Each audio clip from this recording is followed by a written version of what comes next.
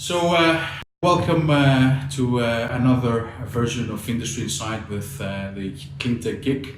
Today with us we've got Giles Clark. Hello. Giles, thank you very much for accepting my invitation. Pleasure. And as always, what we're going to do in this 20-minute discussion is we're going to have a casual discussion about the industry and share some opinions about how we see things moving forward. Especially within the renewable energy generation, which is pretty much where we both come from. Okay. Great. So tell us a bit more, if you would like, about yourself, your background, and how do you end up, if you would like, working within the renewable energy sector, and most importantly, what do you do now? Okay, so for background, I used to be an accountant working in corporate tax at Deloitte for 10 years. And corporate tax is a good background for solar because, particularly in accountancy, you have to be financially literate, you have to be comfortable with complex calculations, and you have to be good at reading and understanding legislation and regulations, because tax is very rule driven.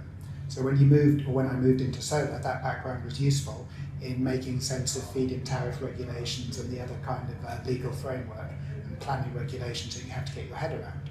I left that in 2002, 2003, when I was doing an MBA at London Business School, which was, as a trained accountant, as a qualified accountant, you don't learn an enormous amount of specific skill, but you do learn to bluff in other people's competencies, and you make a lot of friends. And it also enables you to get out of, I was pigeonholed as a corporate tax professional.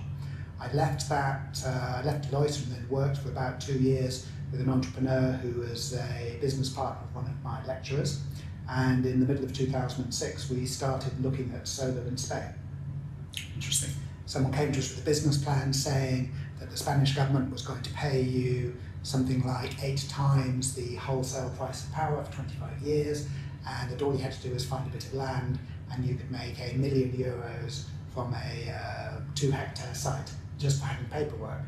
And the people who came to us said, will you invest in this? And we said, we like this so much, we want to do it with you. We don't just want to be passive financial investors.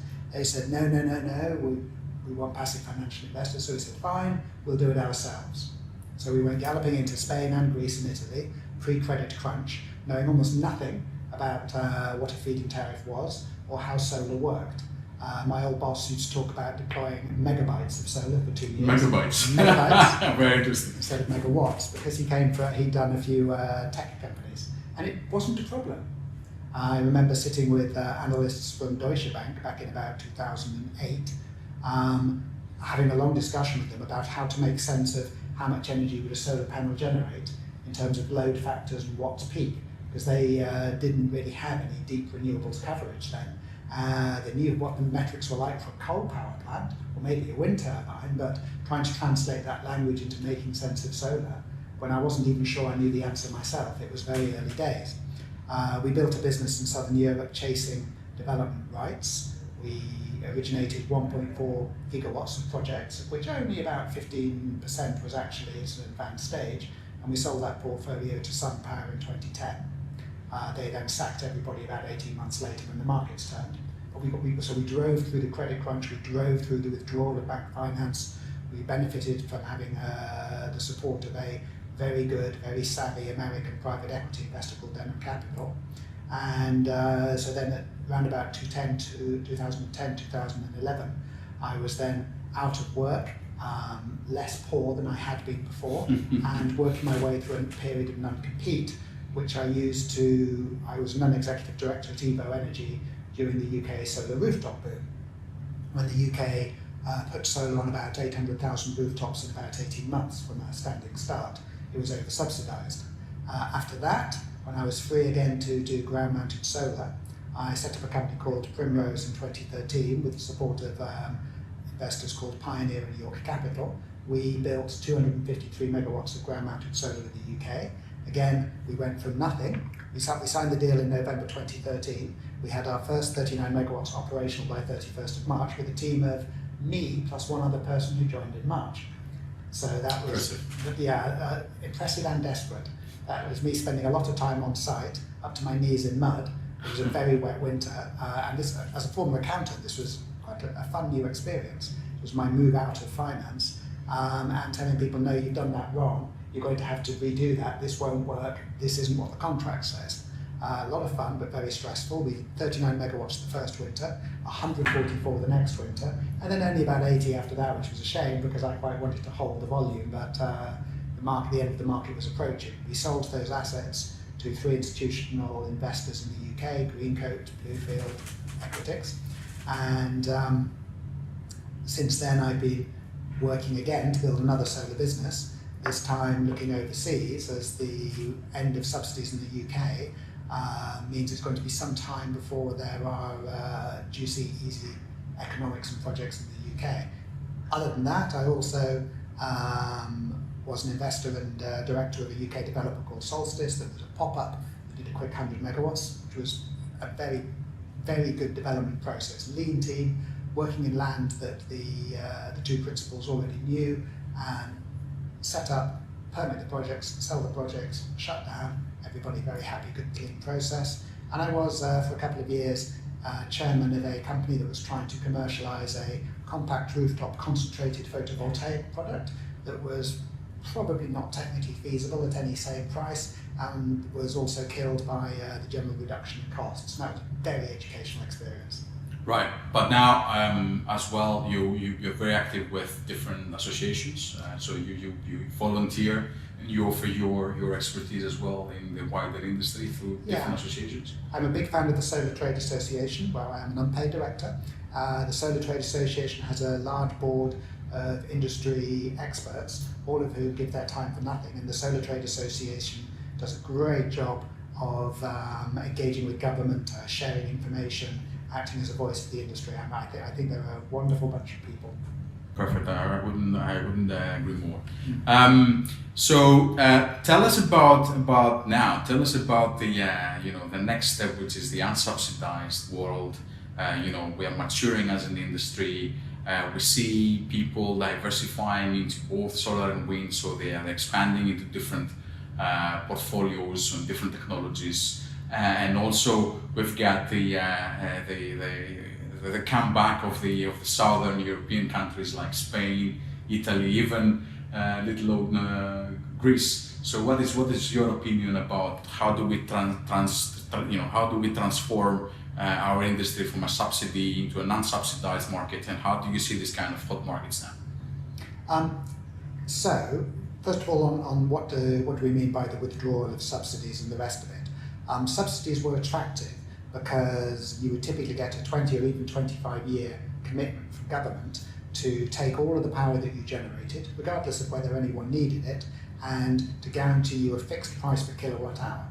So the biggest single uncertainty that a solar project faces is what is the value of the future energy you generate, and when government took that uncertainty off the table, it triggered an explosive boom, which has been in tandem with a dramatic cost reduction. So if you could argue, or if you could demonstrate that the boom in deployment, funded by government and taxpayers, led to that dramatic cost reduction, then you could argue that that was money very well spent. Particularly as costs have come down, the amount of subsidy needed per unit is smaller, so it gets to be much more efficient. I don't know the counterfactual of what would the industry have looked like with lower levels of subsidy. I don't know how much lower the volume would have been. There were instances like Spain where subsidies were probably too high relative to, say, Germany, and where the money might have been not spent efficiently. But other countries like Germany, where they've got a very large volume at low cost, it's a textbook example of good use of public funds. As we move beyond that, first of all, there will always be some subsidies somewhere. There will always be specialist use cases or policy drivers that mean that people want solar in certain locations. As air quality in cities deteriorate, people may insist that people have more solar, for example. There may be trade-offs there. Even if government is not intervening to set the price of a kilowatt hour directly, then it's still a regulated industry. In most cases, we're still exporting the electricity to the grid, and in that case, the grid operates according to rules. There are who has priority in dispatch, do they have to take your power, what happens to it, what happens to the cost of the grid and the system, who bears the system charges. It's still a regulated industry, so even if there isn't a direct subsidy, government intervenes to make it more or less favourable than a pure open market would dictate. where the cost of solar, in most cases or in most countries, anywhere in the tropics or even in the temperate zone, you would be able to make a case today for solar being cost competitive with new thermal generation over a 20-year time period on a consensus forecast of forward power prices, but that still doesn't mean the solar would happen, because uncertainty about the volatility of those power prices will tend to make people very nervous. So my view is that governments will continue to set strategic targets for how much renewable generation they want. I think there'll be more pressure for that rather than less as the potentially horrific extent of our climate crisis unfolds. Nations that don't get with the programme may become pariahs, and governments will then have to decide what's the most efficient way of getting the renewable capacity they want, and they'll choose between basically wind and solar. Batteries is just a way of moving energy around. It's an enabling technology. It doesn't itself generate power from nowhere. Tidal and wave power are not yet well developed, and there's a finite amount you can do with biomass.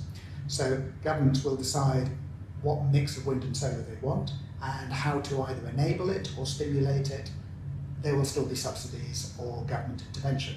It will be more complex than it was back in Spain in 2006, 2007, when you simply you built a project and they paid you. And what is your opinion about this kind of new discussions about how Spain is moving from a 5 into a 40 gigawatt market, and the comeback of Italy, and you've got the spot markets like the Netherlands, or projects in France, or even Greece. So how do you see these markets? Which market is the most interesting for you at the moment, and what is your opinion, especially in the Spanish market right now? Yeah, Spain's a very interesting case. Spain had an early boom. The original Spanish renewable plan for 2005 to 2010, which is probably still on the internet somewhere, called for, I think, about 350 megawatts of solar over 5 years, and they got over 2 gigawatts. Crazy boom, and of course they famously retroactively reneged on that subsidy, and they've now moved for existing operating assets to a managed return.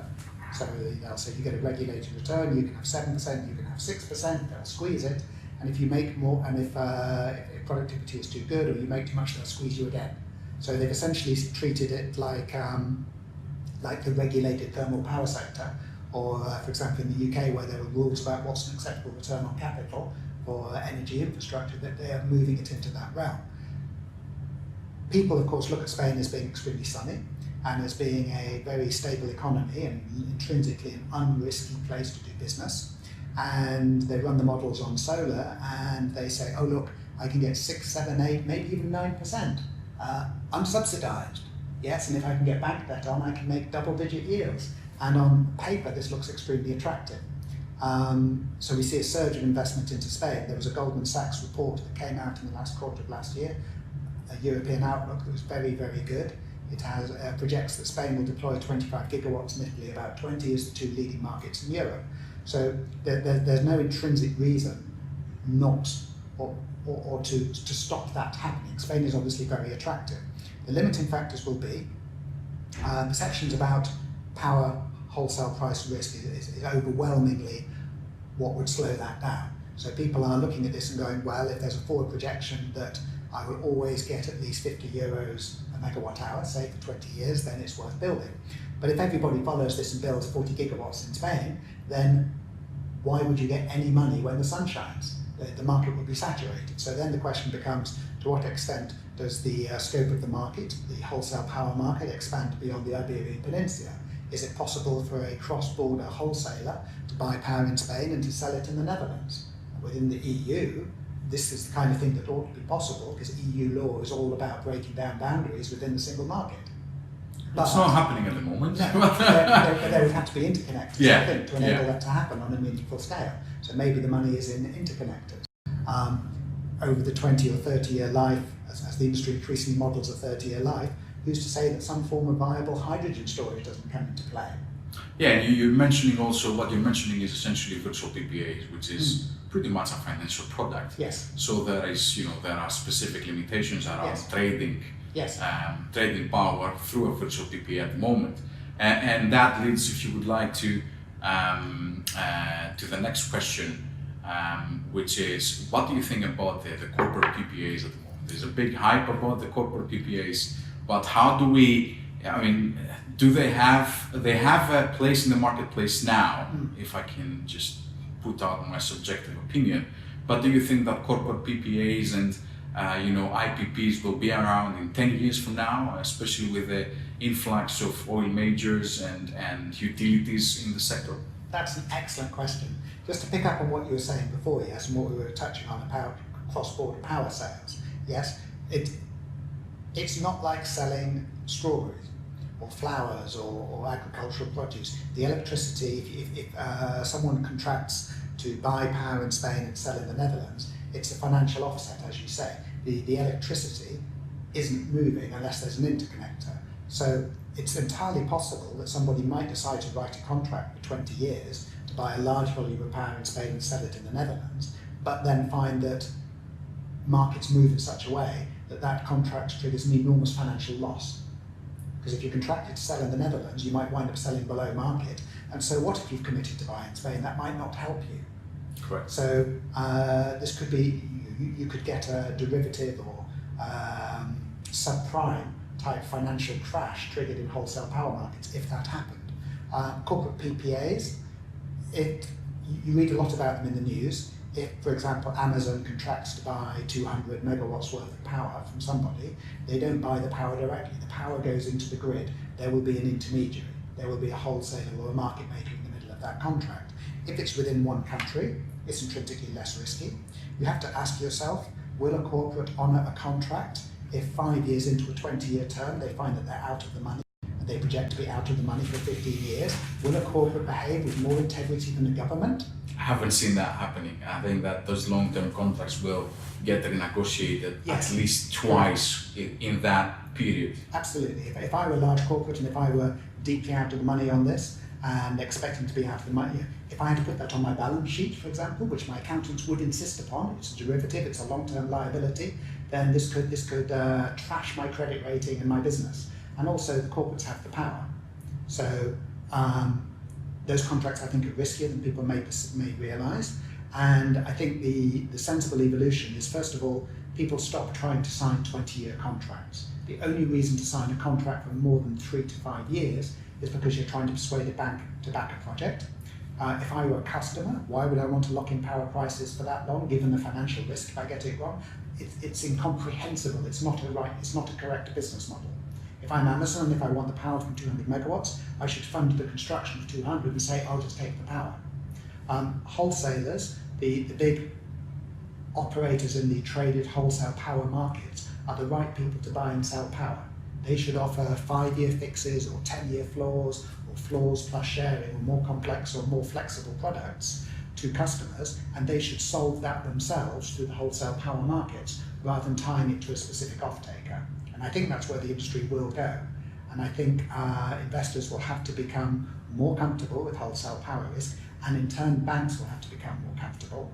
And trying to use a 20-year corporate PPA to replicate what you used to get from the government is a mistake.